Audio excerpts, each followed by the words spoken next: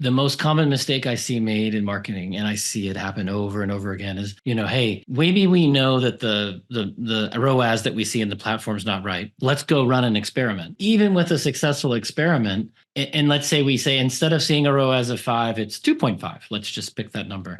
The most common mistake I see in marketing is to say, oh, that means if I spend another dollar or euro, I'll get 2.5. And that's just not true. So and that's, sorry to burst your bubble, right? But I've seen a lot of spreadsheets that take that 2.5 and put it right in there and multiply it out. If you have diminishing return, yeah. How would you I mean, I think I'm going to answer this question with rules of thumb that, really come from industry. It's to know the shape of the diminishing return curve for all of the channels, and then you can kind of game it, if you want to call it, or goal seek it, and say, continue to reallocate where that spend is in the money, and then take away from channels where the spend is saturated or not performing as well. And I have an expression for that. We use at LiftLab. It's take from the poor and give to the rich. So take from the poor performing channels, give to the stronger performing channels. And another good example would be remarketing lists, right? They might be super effective, but they cap out and saturate quicker. So you'll have that steep curve in the beginning, and then it'll flatten out pretty quickly. And what I like to say is, just because you were successful with your first couple dollars doesn't mean you should light your second half of your dollars on fire and have a good average. So I think really that marginal value, that last dollar performance, is extremely important for your optimization and allocation decisions.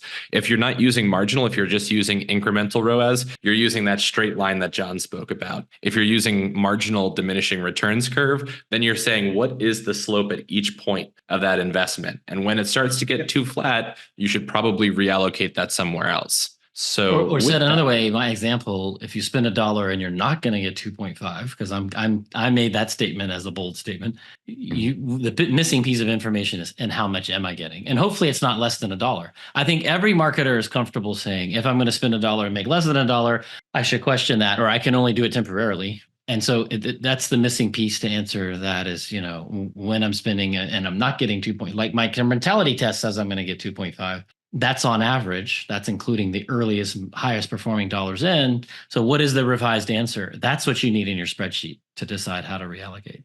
And I think kind of very often as marketers, right? I think most people in the audience are also marketers. We are used to be the champion for our, new spending and our new big thing. And so whenever I talk to finance department, and half the time I'm getting hired by the finance folks, by the way, in companies, that's their big issue with the marketing department. They're like, every year they come to us like, we have to spend so much on the shiny new thing. And then I ask, so what can we cut? And there's absolute crickets, right? So knowing which things kind of you're now, maybe last year they were perfectly effective and efficient. This year they're still effective, but they have passed the point of optimal efficiency, I think really helps you answering some of these questions and getting more credibility. And so very often, I mean, as marketers, we know that there's saturation or diminishing returns in frequency, right? I mean, we have a whole discussion about, depending on your category, what is the optimal time, number of times you have to touch a potential customer to get their business. But I mean, there is some diminishing return there. What I see very often is people assuming there's no diminishing returns in reach. And I completely go against that. So everything what I've seen, if your marketers are doing a good job and your publishers, right, the first hundreds, thousands of customers that you reach with your message are probably the ones with the highest propensity to convert. So